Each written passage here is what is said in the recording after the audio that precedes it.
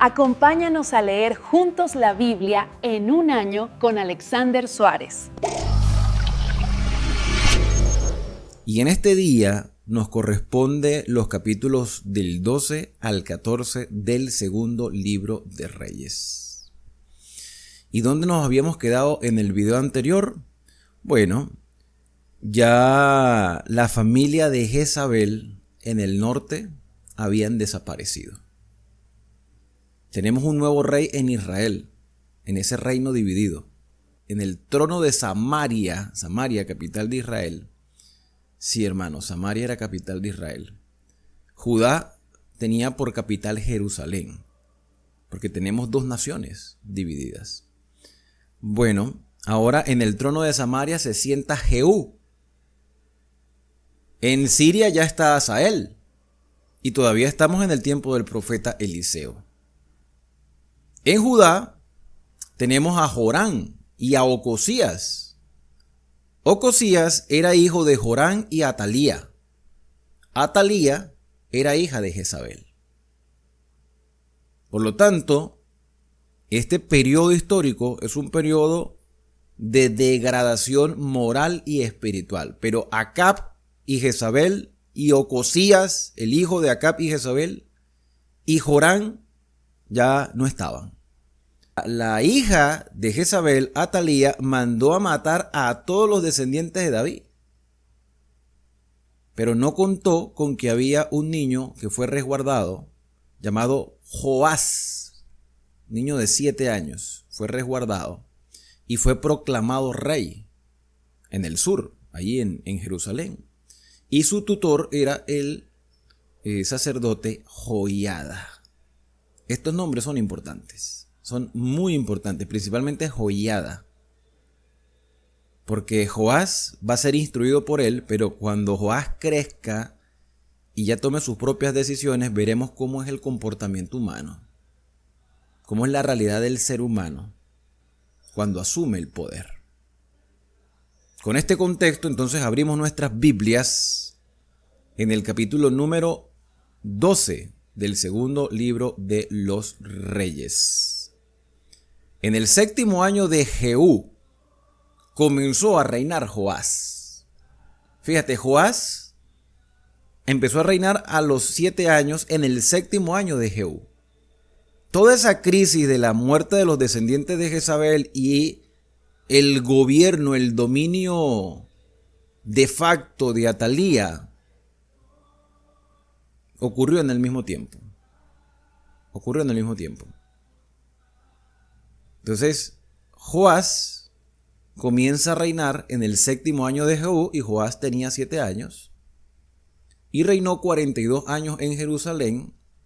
El nombre de su madre fue Sibia de Berseba. Versículo número 2. Y Joás hizo lo recto ante los ojos de Jehová todo el tiempo que le dirigió el sacerdote Joiada. Mientras el sacerdote estuvo allí, entrenándolo, capacitándole, influyendo positivamente en él. Mientras Joiada estuvo allí, Joás hizo lo recto. Con todo, es decir, a pesar de todo esto, los lugares altos no fueron quitados. Para quienes tienen poco tiempo en el canal y para refrescar un poco a quienes ya venimos llevando el recorrido, los lugares altos eran lugares, sitios de adoración, pero que no fueron aprobados por Dios. Y se habían acostumbrado los israelitas y los judíos, incluyendo incluso a los reyes, porque vimos a Salomón en su momento, vimos que fue un lugar alto a adorar al Señor. Los lugares altos inicialmente se prestaban para una idolatría perversa en todos los sentidos, hasta en lo moral. No voy a entrar ahorita en detalles con respecto a eso porque es que solamente mencionarlo es repugnante. Pero tanto israelitas como judíos en sus respectivos reinos todavía iban a los lugares altos y esos lugares no fueron quitados. A pesar de las buenas orientaciones que Joiada le hacía a Joás, la gente se acostumbró a ir a los lugares altos teniendo el templo en Jerusalén. Entonces, con todo esto, los lugares altos no se quitaron porque el pueblo aún sacrificaba y quemaba incienso en los lugares altos. No era correcto. Pero se hacía. Y Joás dijo a los sacerdotes: todo el dinero consagrado que se suele traer a la casa de Jehová, el dinero del rescate de cada persona según está estipulado, y todo el dinero que cada uno de su propia voluntad trae a la casa de Jehová, recíbanlo los sacerdotes, cada uno de mano de sus familiares, y reparen los portillos del templo donde quiera que se hallen grietas. Me parece una buena decisión por parte del rey. Las cosas se deterioran, mis hermanos. Se desgastan por muy de buena calidad que sea. Todo se desgasta, todo tiene su periodo de vida. Todo. Y el templo de Jerusalén no era la excepción. Aunque fue bien elaborado con materiales costosos, se buscó los mejores artesanos, los mejores albañiles, los mejores carpinteros.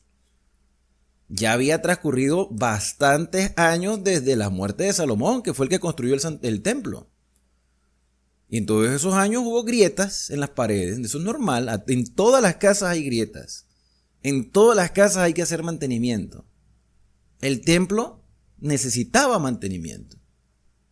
Ahora, era de lógica que se hiciera un mantenimiento constante. Si el rey hace la salvedad, la observación de que hay que tomar el dinero para reparar el templo, es porque se había descuidado muchísimo el mantenimiento. Y es que, claro, muchas personas no iban al templo, sino que se iban a los lugares altos. Entonces, se estaba dejando el templo prácticamente abandonado. No podemos decir en su totalidad, porque la gente iba a las fiestas solemnes y se llenaba, pero la gente se iba también a los lugares altos. Y dijo Joás: tomen el dinero y hagan las reparaciones requeridas. Pero en el año 23 del rey Joás, no habían reparado los sacerdotes la grieta del templo. En el año 23. Y fueron tan negligentes los sacerdotes y los levitas que no se pusieron manos a la obra para la reparación del templo. Esto es un descuido total, hermanos. Un descuido total. Y aquí es necesario que hagamos una reflexión con respecto a los lugares donde nosotros nos reunimos. Dios puede acompañarnos en cualquier lugar donde estén 2 o 3 reunidos. Además, el Señor guía nuestros pasos, el Señor camina con nosotros en nuestro trabajo, mientras vamos en el transporte público, mientras hacemos los oficios de casa, el Señor está allí. Él se complace en acompañarnos a través de su Espíritu Santo, aquel Espíritu que nos convence de pecado, de justicia, de juicio y que nos guía a toda la verdad. Pero como cristianos, como creyentes, tenemos lugares que hemos apartado, que no son templos, son lugares de reunión. Lugares que hemos apartado para la adoración, para el compartir entre hermanos y para el crecimiento. El crecimiento espiritual, el crecimiento también teológico. Si las iglesias o las estructuras eclesiásticas, los lugares de reunión, tienen que ser escuelas de entrenamiento, tienen que ser lugares de confraternización y, por supuesto, de adoración a Dios. Aprender, compartir y adorar. Esos son los propósitos por el cual nos reunimos. Esos lugares también requieren mantenimiento. Y yo entiendo que hay lugares que son más humildes que otros por la condición económica de sus feligreses. Pero hermano, tenemos en la medida de lo posible, así como queremos tener nuestro hogar en óptimas condiciones, el lugar donde se reverencia a Dios y compartimos debe ser un lugar que represente al Señor. Que no se tienen los recursos, que estamos en obra negra y estamos apenas construyendo, eso se entiende. Lo que no se entiende es la negligencia. Que transcurre y transcurre el tiempo y las cosas siguen igual o hasta peor porque se deterioran. Entonces, si bien nosotros juzgamos y señalamos a los sacerdotes y levitas de este tiempo porque fueron negligentes, ¿qué tan negligentes hemos sido nosotros en reparar las grietas del lugar donde nos reunimos? ¿Qué tan negligentes hemos sido? ¿Cómo son los salones de los niños? ¿Cómo son los baños? ¿Cómo es el lugar donde nos sentamos allí, las bancas, las sillas? ¿Cómo es el lugar, la parte de atrás, donde se guardan los implementos después de ciertas programaciones? Todos esos pequeños detalles demuestran si somos o no somos negligentes.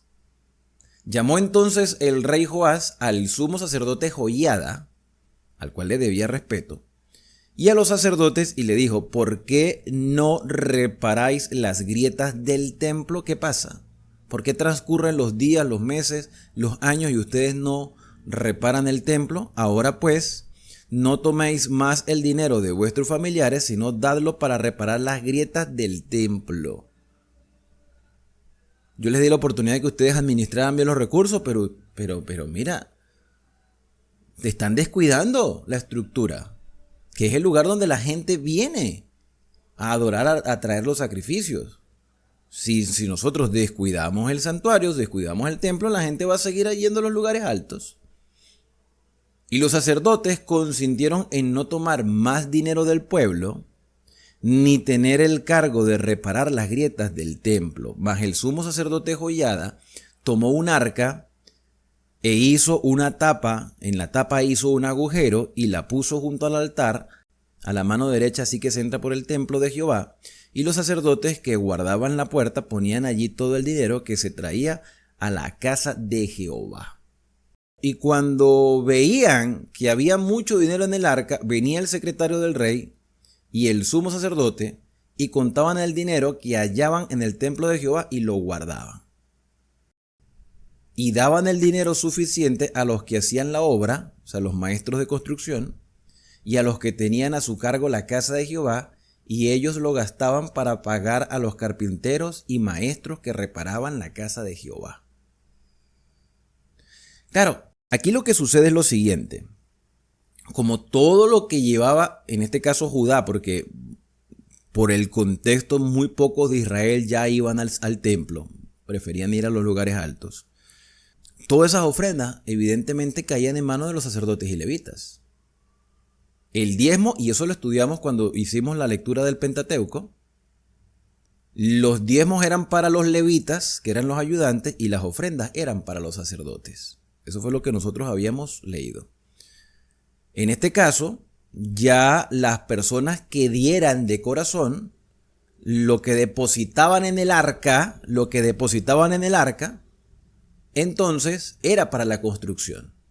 Y a los albañiles y a los canteros, y en comprar la madera y piedra de cantería para reparar las grietas de la casa de Jehová, y en todo lo que se gastaba en la casa para repararla.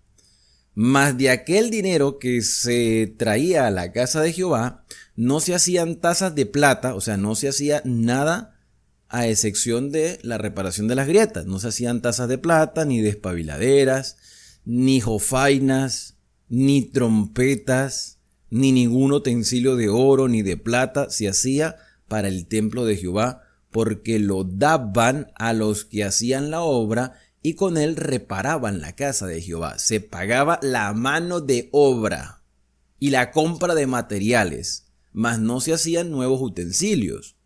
Y no se tomaba cuenta a los hombres en cuyas manos el dinero era entregado, para que ellos lo diesen a los que hacían la obra, porque lo hacían ellos fielmente. Y esto es bonito, esto es interesante, esto es loable.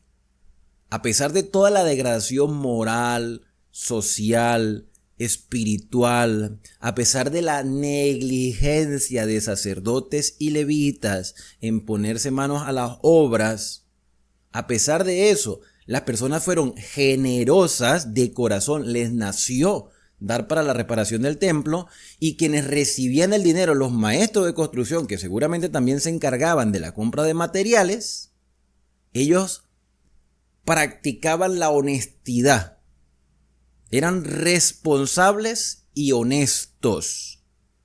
Al punto, era tan grande la honestidad de estos hombres que no se le pedía cuenta de lo que gastaban, porque lo hacían fielmente. Había evidencias de que todo estaba funcionando bien y no se pedía cuenta. ¿Qué demuestra todo esto, hermanos? Que sí puede haber fieles de Dios aún en las circunstancias más decadentes. Sí los hay. Y en el siglo XXI, donde tú y yo estamos viviendo, podemos ser parte de esos fieles en un mundo que se nos desmorona en los aspectos morales y sociales y también en los aspectos económicos. No necesitamos entrar en corrupción, en injusticias, en sobornos, en falta de honestidad. Porque si en ese tiempo, porque recuerden que hemos hablado de terribles hambrunas, que se vendía la cabeza de un asno por 80 piezas de plata, que se vendía el estiércol de paloma, que las madres se comían a sus hijos. Es el mismo contexto, y que las personas de corazón ahora estén ofrendando, dando el ejemplo principalmente los mismos sacerdotes y levitas que habían sido negligentes por tanto tiempo, y que la honestidad sea tan pulcra, hermanos, que no se les pedía cuenta de nada. ¿Podemos nosotros vivir en esa misma condición? Por supuesto que sí. Por supuesto que sí. Si ellos pudieron ser honestos, nosotros podemos ser honestos. En medio de ese contexto de precariedad que vivía Israel del norte, que seguramente también afectaba un poco a Judá en el sur, pero en ese contexto se podía mantenerse la fidelidad. Y eso a mí me llena de esperanza. Dice el versículo número 16 que el dinero por el pecado, o sea, habían ofrendas que se daban por las faltas personales. Eso lo vimos en el Pentateuco, en los libros de Moisés. El dinero por el pecado y el dinero por la culpa, las ofrendas que se daban debido a pecados personales, no se llevaba a la casa de Jehová, porque era de los sacerdotes. Parte de esas ofrendas era para el sostenimiento del sacerdocio. Entonces subió Hazael, rey de Siria, y peleó contra Gat y la tomó. Y se propuso Hazael subir contra Jerusalén. No contra Israel, contra Jerusalén. Por lo cual tomó Joás, rey de Judá, todas las ofrendas que habían dedicado Josafat y Jorán y Ocosías, sus padres, reyes de Judá, y las que él había dedicado, y todo el oro que se hallaba en los tesoros de la casa de Jehová y en la casa del rey, y lo envió a Hazael, rey de Siria, y él se retiró de Jerusalén. Están en plenas reparaciones y viene una amenaza. Entonces, el oro que no utilizaron para las mismas reparaciones, terminaron usándolo para que Hazael no atacara a Jerusalén. Es decir, lo callaron, lo frenaron con oro. Se quedó tranquilo. Y ahí es donde uno se pone a ver si tenemos que ser dedicados, tenemos que ser honestos, tenemos que ser aplicados, no negligentes, cumplir los deberes que nos corresponde hacer. Pero hay cosas que se nos escapan de las manos, hermanos. El oro que no utilizaron para reparar el templo, terminaron utilizándolo para que no hubiese un conflicto en Jerusalén. Nosotros no podemos confiar en las cosas materiales. Hoy tenemos las cosas materiales, mañana no las tenemos. Hoy podemos estar bajo techo y mañana quizás no tener ese techo. Hoy podemos tener recursos en el banco y el día de mañana una falla en lo que sea, o una mala decisión, una mala inversión y perderlo todo de la noche a la mañana. Pero lo que nunca vamos a perder cuando nos aferramos a las promesas divinas es el desarrollo de un carácter transformado. No lo vamos a perder cuando seguimos dependiendo del Señor. El dinero va y viene. Las cosas se dañan, se desechan, pero se pueden volver a comprar. Se pueden recuperar. Pero el desarrollo de nuestro carácter, hermanos, tiene que mantenerse firme aunque se desplomen los cielos. Confiar en el Señor. No se va a perder un carácter bien fundamentado, bien desarrollado, bien dirigido por el Espíritu Santo.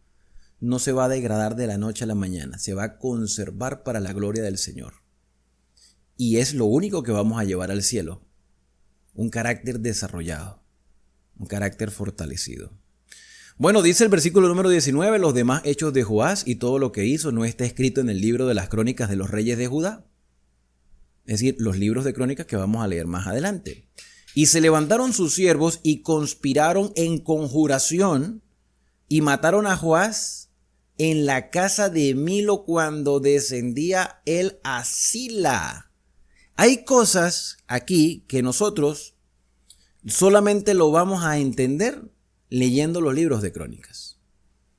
Aquí lo poco que hemos leído de Joás es que comenzó a reinar cuando tenía 7 años, que Joiada era su tutor, que cuando Joás ya tenía cierta edad mandó a reparar el santuario, pero se sintió decepcionado de los sacerdotes porque pasaba el tiempo y ellos fueron negligentes en la reparación. Sin embargo, la reparación se hizo, pero hay un detalle donde se expresa de que Joás hizo lo recto ante los ojos del Señor mientras vivió el sacerdote Joiada. ¿Será que Joás se desvió del camino? Eso lo vamos a ver en el libro de Crónicas. Aquí llegamos a ver cómo Joás es asesinado. Lo mataron en su casa.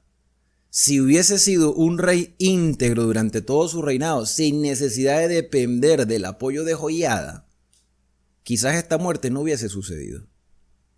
Quizá. Pero ¿cómo vamos a saber los detalles? Cuando lleguemos al libro de Crónicas o a los libros de Crónicas. Ahí vamos a ver los detalles porque lo matan. Sus siervos conspiraron en conjuración y lo mataron en la casa de Milo cuando descendía él a Sila. Pues Josacat, hijo de Simeat, y Josabat, hijo de Somer, sus siervos le hirieron y murió, y lo sepultaron con sus padres en la ciudad de David, y reinó en su lugar Amasías, su hijo. Y aquí termina el capítulo número 12. Ahora tenemos un nuevo rey en Judá, Amasías. En el próximo video veremos cómo llevamos la lista de los reyes tanto de Judá como en Israel. Capítulo número 13, versículo número 1. En el año 23 de Joás, hijo de Ocosías, rey de Judá, comenzó a reinar Joacás, hijo de Jehú. Ahora ya tenemos al hijo de Jehú gobernando sobre Israel en Samaria y reinó 17 años. E hizo lo malo porque todos los reyes de Israel en el norte, todos fueron malos, todos, no se salvó ni uno. E hizo lo malo ante los ojos de Jehová y siguió en los pecados de Jeroboam, hijo de Nabat, el que hizo pecar a Israel y no se apartó de ellos. Y se encendió el furor de Jehová contra Israel.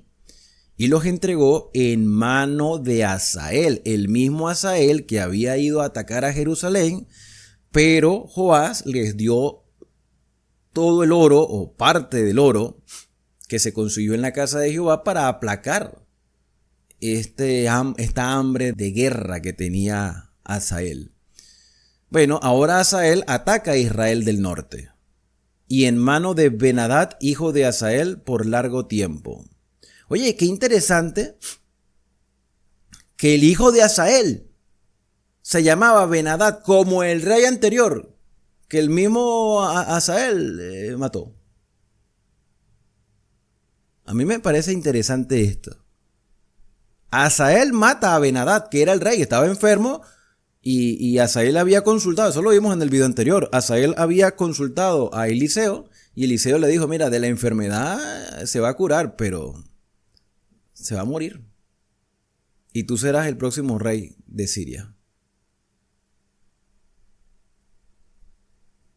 Y le puso a su hijo Ben-Hadad, igual al rey. Bueno, no sé si esto sería irónico, ¿no?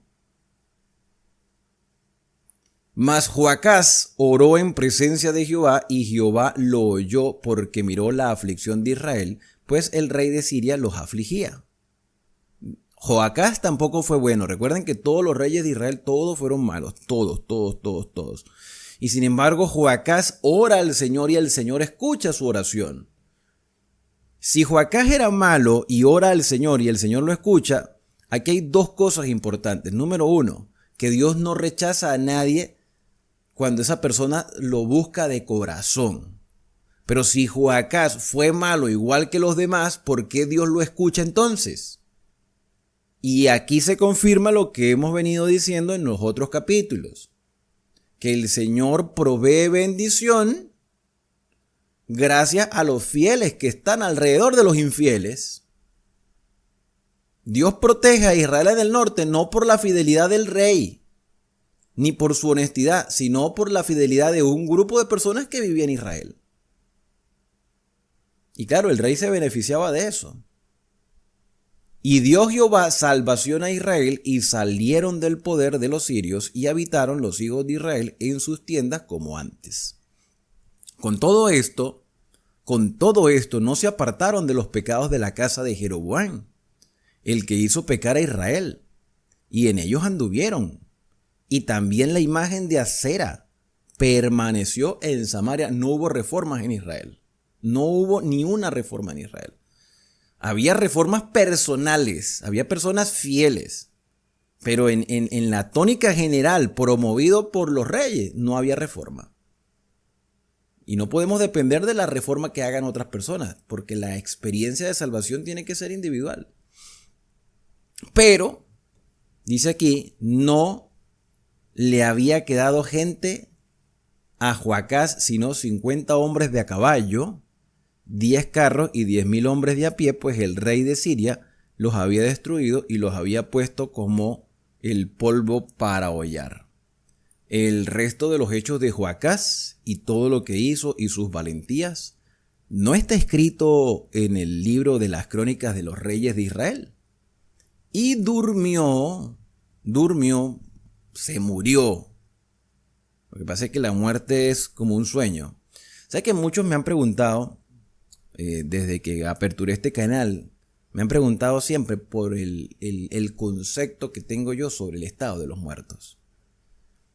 Y el concepto es el que está en la Biblia. Los que viven saben que han de morir, pero los muertos nada saben. Ese es el concepto que nos da la Biblia. La muerte es un estado de inconsciencia.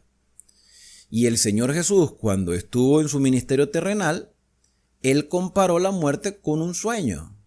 En el caso de Lázaro, cuando Lázaro muere, Él dice: voy a ver a mi amigo Lázaro que duerme. Y los discípulos le preguntaron: Señor, si duerme, sanará, porque estaba enfermo. Y Jesús dijo: no, Lázaro está muerto. En otra ocasión, la hija de Jairo se murió. Había gente llorando en la casa de Jairo. Jairo busca a Jesús. Jesús entra a su casa y le dice a las personas: no lloren, que la niña no está muerta, está durmiendo. Y criticaban a Jesús diciéndole que cómo era posible que él iba a decir que estaba durmiendo si ellos la habían visto muerta. ¿O es que acaso no sabían ellos diferenciar entre una persona dormida y un muerto? Entonces se sintieron ofendidos que Jesús le dijese que la niña estaba durmiendo. Saca a las personas de la casa, toma a la niña evidentemente muerta, le dice: talita cumia, niña, a ti te digo, levántate. Y la niña respiró. ¿Estaba muerta? Estaba muerta. ¿Pero por qué Jesús dijo que estaba durmiendo? Porque la muerte es un estado de inconsciencia. La muerte se compara al sueño. Cuando tú te acuestas cada noche, tú eres inconsciente de lo que está a tu alrededor. Estás vivo, pero estás inconsciente. Bueno, la persona muerta está inconsciente de forma total. No sabe nada. No hay un espíritu que salga ni que vaya a ningún lugar. Hermano, pero el lago de fuego, que no van a ningún lugar. Apocalipsis habla de un lago de fuego en un contexto de juicio final. No ahora. No se van al cielo directamente, ni se van a un infierno a quemarse por toda la eternidad a partir de hoy. No. Hermano, pero la parábola del rico y Lázaro, ya eso lo expliqué. Lucas 16, si quieres ver la explicación, aquí en el canal la vas a conseguir. La muerte es un estado de inconsciencia. No es posible que la Biblia haga constantemente referencias a la muerte como un sueño y nosotros sigamos pensando que las personas se van a algún lado cuando mueran, o que el alma está por allí, o que el espíritu está por allí circundando nuestras viviendas. No. Como creyentes no podemos estar permitiendo de que esa pseudoenseñanza se siga transmitiendo en nuestras iglesias. Aquí se dice claramente: durmió Joacás con sus padres, se murió. Y lo sepultaron en Samaria, y reinó en su lugar otro Joás diferente al Joás que ya vimos en el principio. Entonces tenemos dos Jorán, uno en Israel, uno en Judá. ¿Okay? El Jorán de Israel era hijo de Acab y Jezabel, hermano de Ocosías. El Jorán de Judá era hijo de Josafat, rey de Judá, de Jerusalén. Tenemos dos Ocosías.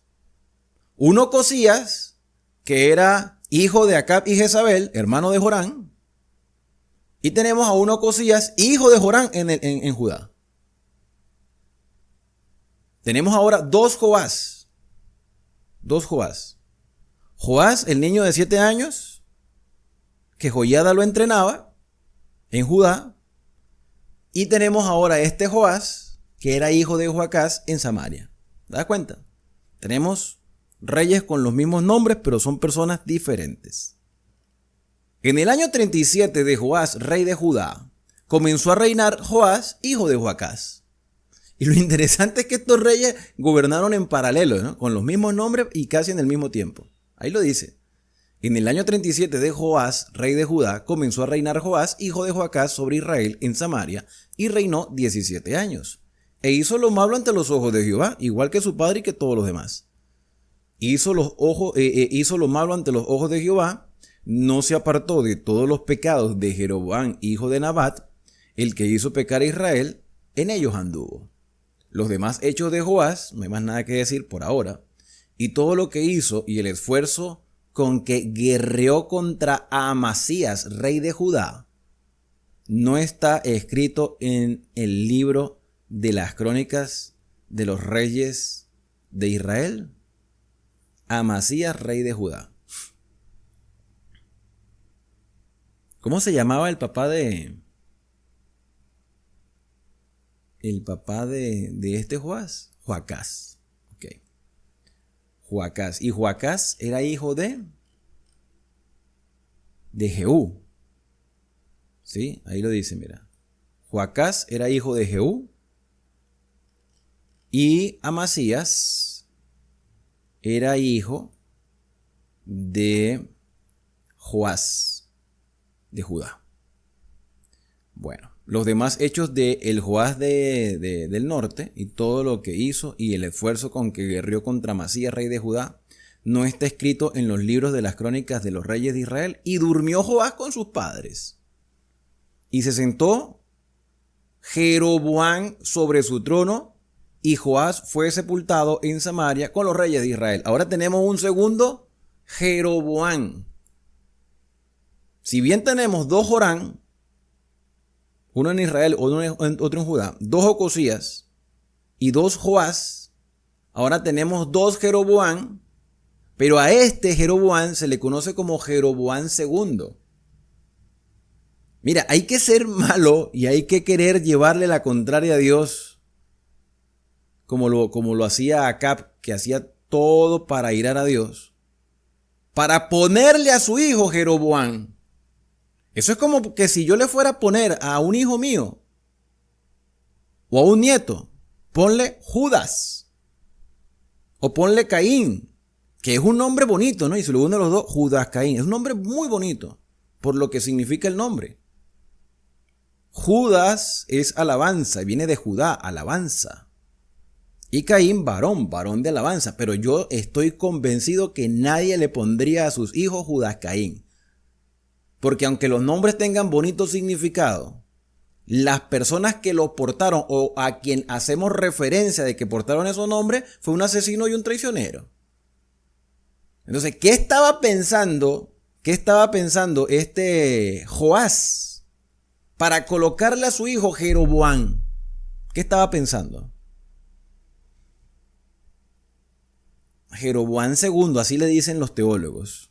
Jeroboam II se sentó sobre su trono y Joás fue sepultado en Samaria con los reyes de Israel. Y estaba Eliseo enfermo de la enfermedad. Fíjate todos los reyes que han pasado, y Eliseo está allí todavía. Ya un poco enfermo. Era un ser humano. Fue utilizado por Dios para hacerle muchos milagros a muchas personas. Pero está enfermo. Enfermó de la enfermedad que murió. Murió. Todos morimos. Todos morimos. Miren, mis hermanos, nadie quiere morir. De hecho, Dios no nos creó para morir, Dios nos creó para vivir. Y la enfermedad no forma parte del plan de Dios. La enfermedad viene como resultado de la degradación humana.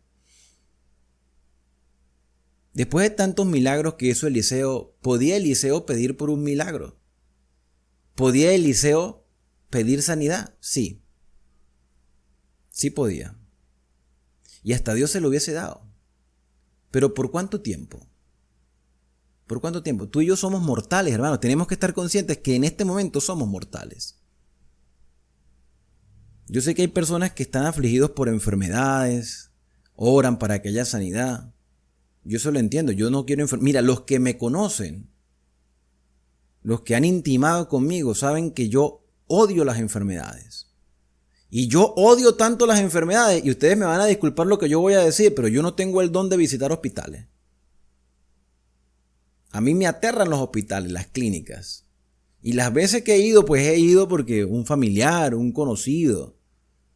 Pero en la medida de lo posible yo evito ir a los hospitales. No es mi don. O sea, si quieren me juzgan y todo, pero le estoy siendo sincero, no me gusta entrar a los hospitales. No me gusta. ¿Qué pasa? Yo amo la vida y quiero estar vivo cuando Cristo venga. Pero yo estoy consciente de que si el Señor Jesús se demora en venir, en cualquier momento nos vamos a morir, hermanos. Esa es la realidad. Nos vamos a morir. Entonces, ¿me voy a martirizar yo porque me voy a morir? Yo no quiero morirme, pero sé que voy a enfermar, sé que voy a envejecer, sé que mi cuerpo no va a dar para más, pero tengo la bendita esperanza de que cuando Cristo retorne, porque vendrá, yo no sé cuándo vendrá, tengo una percepción personal de la segunda venida de Cristo, pero me la voy a reservar. No sé cuándo vendrá, pero sé que vendrá, y cuando venga, los muertos en Cristo resucitarán primero. Esa es mi bendita esperanza. Esa es mi bendita esperanza. Nosotros oramos por las personas que se enferman. Pero ¿por cuánto tiempo van a vivir? ¿Por 100 años? ¿120 años? Todos sabemos que eso no es así. Todos sabemos que la persona más longeva del mundo no llega a 130 años en la actualidad. Y Eliseo aceptó que tendría que morirse. Tenía la esperanza de la resurrección, como la debemos tener nosotros el día de hoy. ¿Okay? Con esto no quiere decir que no vamos a estar orando por los enfermos para que se haga la voluntad del Señor. Lo que le quiero decir es que debemos aceptar la realidad de que algún día nos vamos a tener que morir, pero cuando Cristo venga seremos levantados de las tumbas.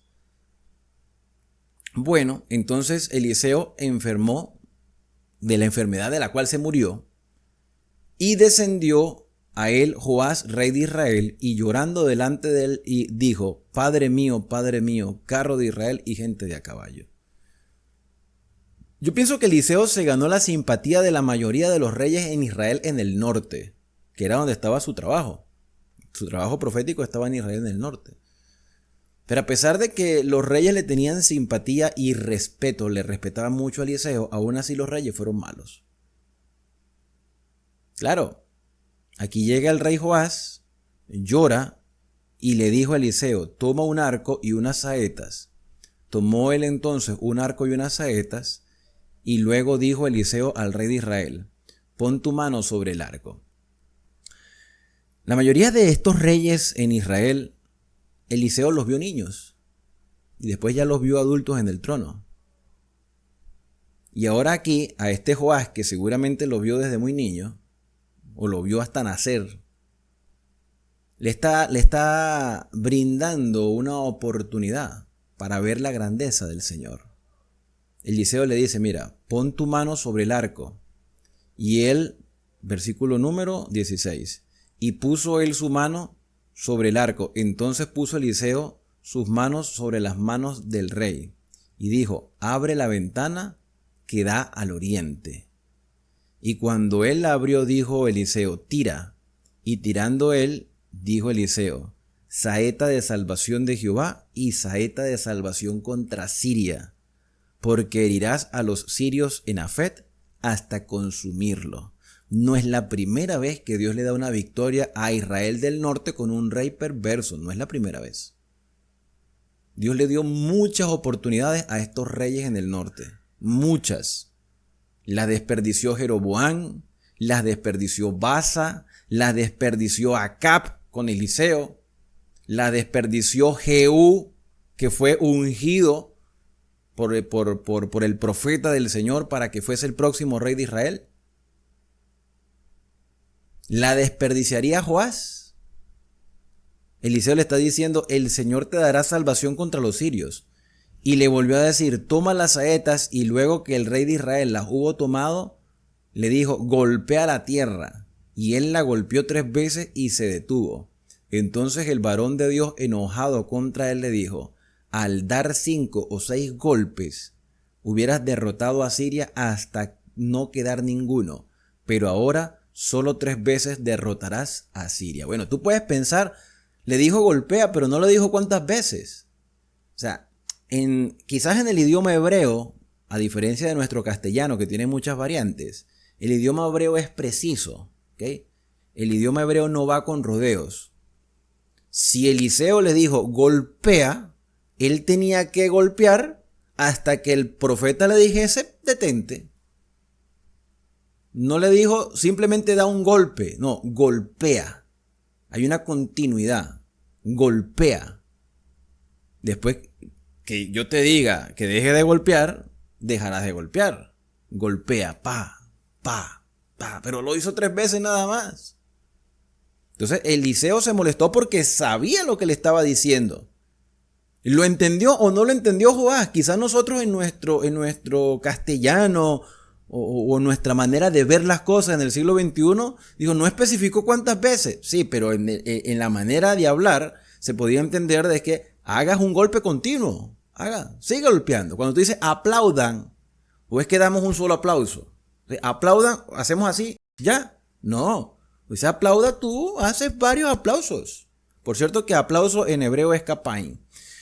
Entonces, se entendía que tenía que seguir golpeando y no golpeó. Y murió Eliseo y lo sepultaron. Entrado el año, vinieron bandas armadas de moabitas a la tierra. Y aconteció que al sepultar unos a un hombre, súbitamente vieron una banda armada y arrojaron el cadáver en el sepulcro de Eliseo. Y cuando llegó a tocar el muerto los huesos de Eliseo, imagínate, ya estaban los huesos, ya la carne se había consumido completa. Revivió y se levantó sobre sus pies. Esta historia es impresionante. Yo no sé cuántos sermones has escuchado tú o cuándo fue la primera o la última vez que escuchaste un sermón donde se diga que tiraron un muerto en la tumba de Eliseo y el muerto resucitó. Quizás porque el mensaje es directo, ¿no? Y de una vez el muerto resucitó. Cuando yo tuve la oportunidad de conversar con un pastor que fue mi profesor en la universidad, ya yo graduado, le dije, yo percibo en el ministerio de Eliseo una obra similar a la del Mesías. Y él me hizo entender que Elías es un tipo de Juan, o Juan Bautista es el antitipo de Elías. ¿Sí? Juan y Elías tienen muchas similitudes. De hecho, el Señor Jesús dijo que Juan era el Elías que habría de venir. Si Juan es el antitipo de Elías, Eliseo es el tipo del Mesías. Es un tipo, es un símil, es un parecido al Mesías. La obra profética de Eliseo apuntaba al verdadero Mesías, a Cristo Jesús. Aún hasta los huesos de Eliseo, el cuerpo muerto y la voluntad de Dios le devolvió la vida a otra persona. La muerte de Cristo, que es la paga del pecado, porque la paga del pecado es muerte, la muerte de Cristo nos proporciona vida a todos, con la diferencia que Cristo no está en la tumba, Cristo resucitó al 3er día y hoy está en el santuario celestial. Pero Eliseo, su imagen quedó como un tipo de Cristo. Y este milagro de la resurrección de un hombre al simplemente tocar los huesos, era la demostración de que no era cualquier profeta. era un varón simbólico que apuntaba hacia la promesa mesiánica.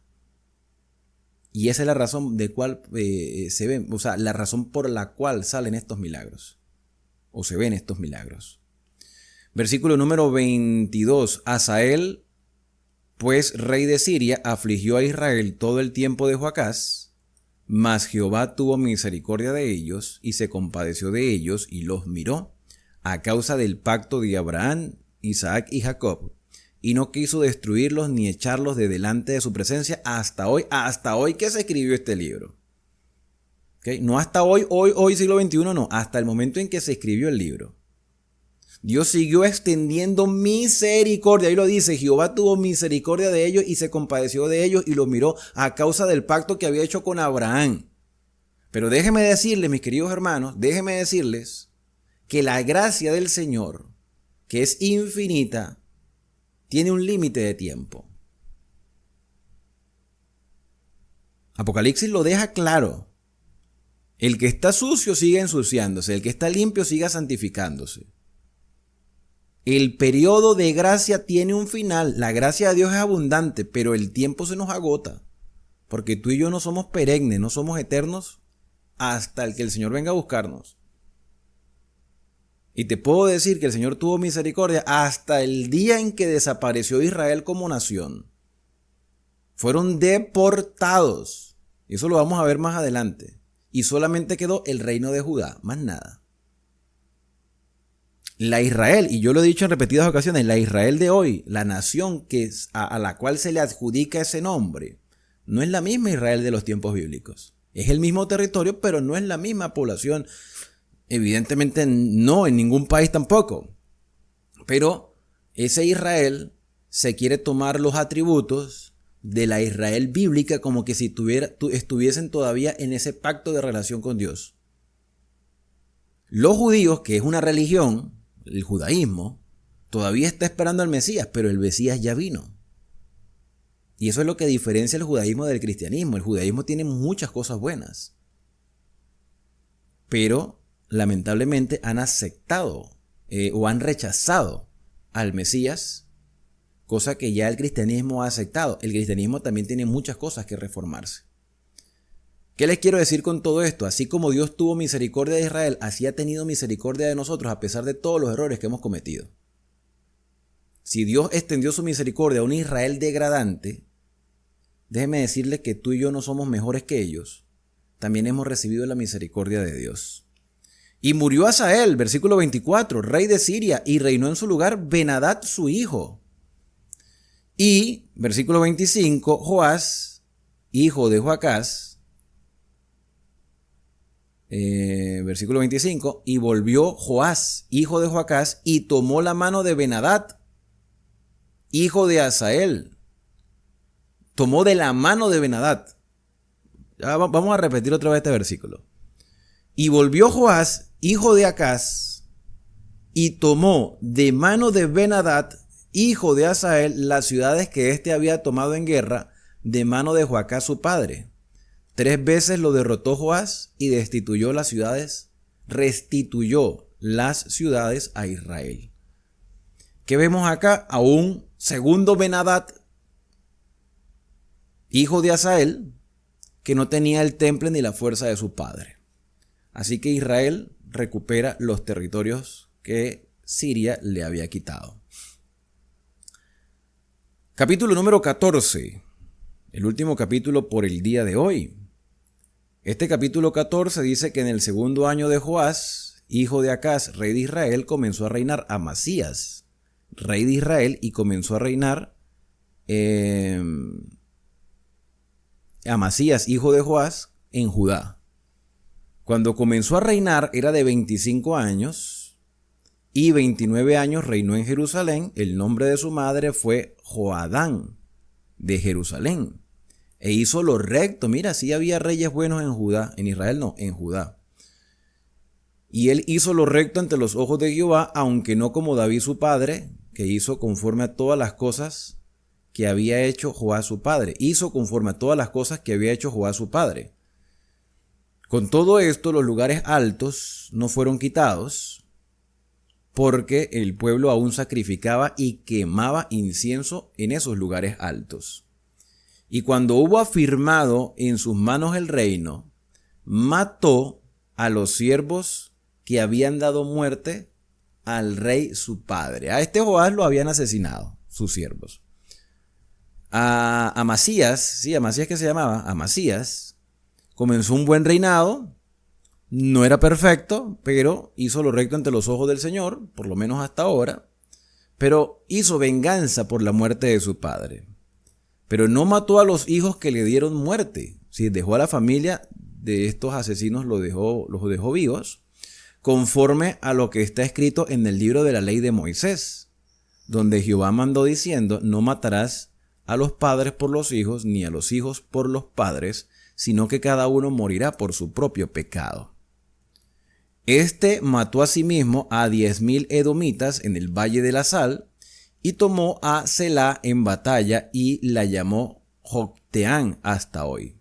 Entonces Amasías envió mensajeros a Joás, hijo de Acaz, hijo de Jehú, rey de Israel, diciendo: ven para que nos veamos las caras. Yo pienso que cada rey que se sentaba en el trono sabía que en algún momento Israel fue una sola nación. Y esas eran las razones por las cuales ellos intentaban ponerse de acuerdo. Una vez fuimos una sola nación. Para los que vivimos en Latinoamérica, hemos escuchado que en algún momento de la historia se pretendió mantener unido a Venezuela, a Colombia y a Ecuador, y se les decía la Gran Colombia, y creo que hasta en ciertos aspectos también a Panamá. Parece que Panamá le pertenecía a Colombia. En algún momento llegó a llamarse la Gran Colombia. Eso hoy no existe, hoy son países independientes, divididos. ¿Okay? Yo me imagino que ellos en muchos aspectos sabían que antes era una sola nación. Estamos hablando ahora de Israel y de Judá. Era una sola nación y podían quizás unir las fuerzas como una sola nación. Cosa que no sucedió, no pasó. ¿Okay? Entonces aquí Amasías envía mensajeros a Joás para decirle: veámonos las caras. Y Joás, rey de Israel, envió a Amasías, rey de Judá, esta respuesta: el cardo que está en el Líbano envió a decir al cedro que está en el Líbano: da tu hija por mujer a mi hijo. Y pasaron las fieras que están en el Líbano y hollaron el cardo. Ciertamente, aquí hay una parábola, ¿no? Esta gente se contaba historias, refranes, proverbios. En Latinoamérica, por lo menos aquí en Venezuela, los venezolanos tienden a ser muy refraneros. Cuando tú ves a una persona que tienes tiempo que no tenías la oportunidad de verla, tú dices: oye, o es que es extraño verla. Por algunos lugares dice: mira, pájaro de mar por tierra, pájaro de mar por tierra. O sea, es raro verte.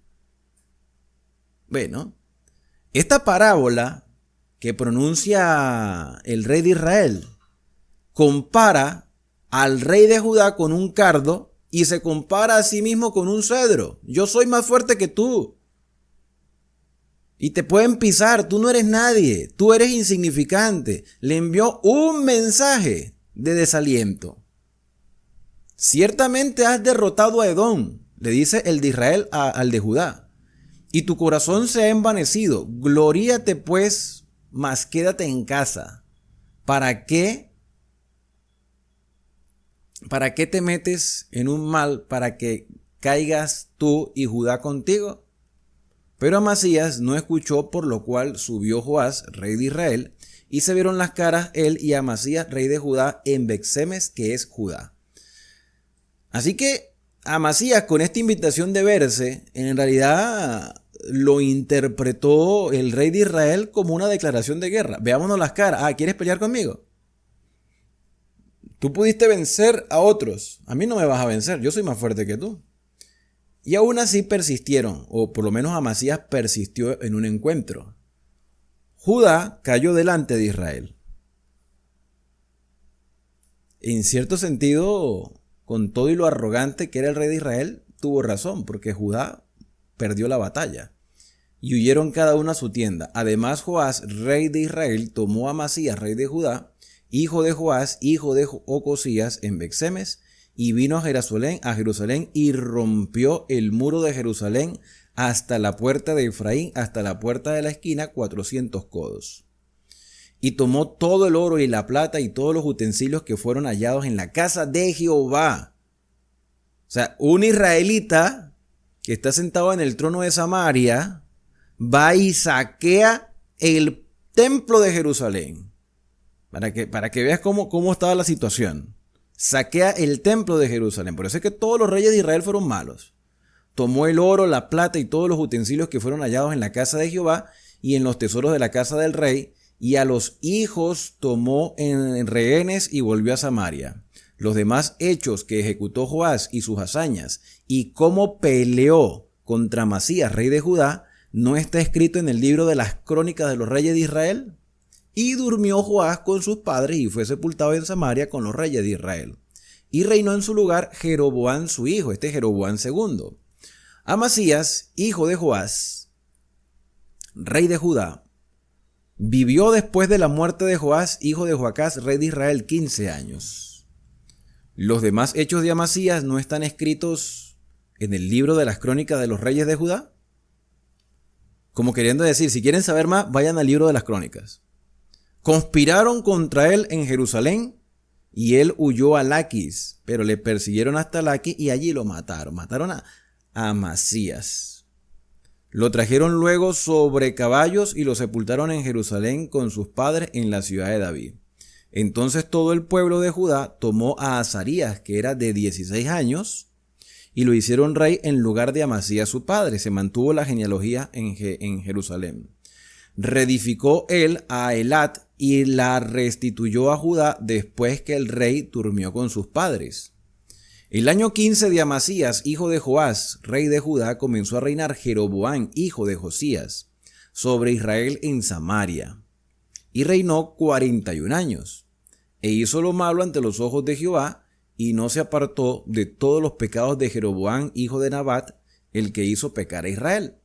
Y restauró los límites de Israel desde la entrada de Hamat hasta el mar de Arabá, conforme a la palabra de Jehová, Dios de Israel, la cual él había hablado por su siervo Jonás, hijo de Amitai, profeta que fue de Gat-Efer.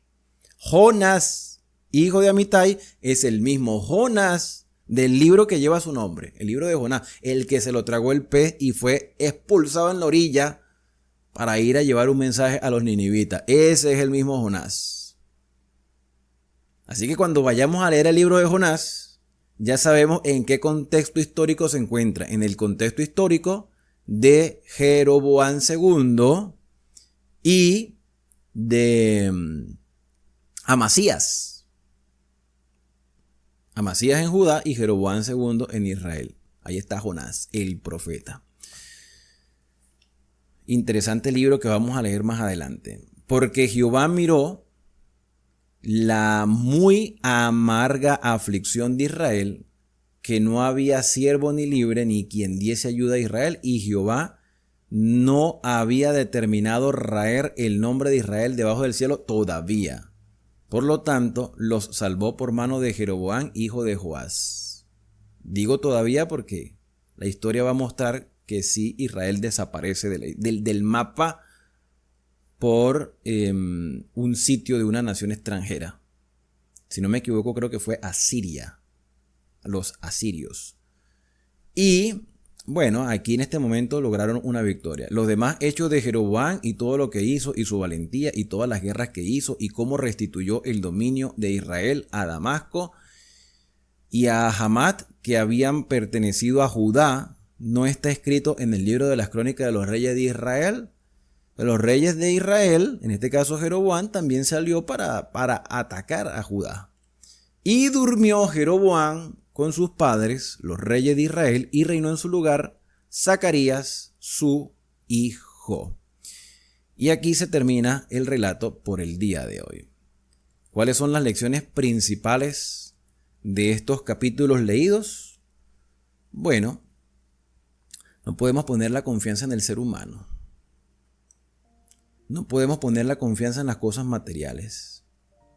No podemos ser negligentes. Necesitamos que el Espíritu Santo nos ayude.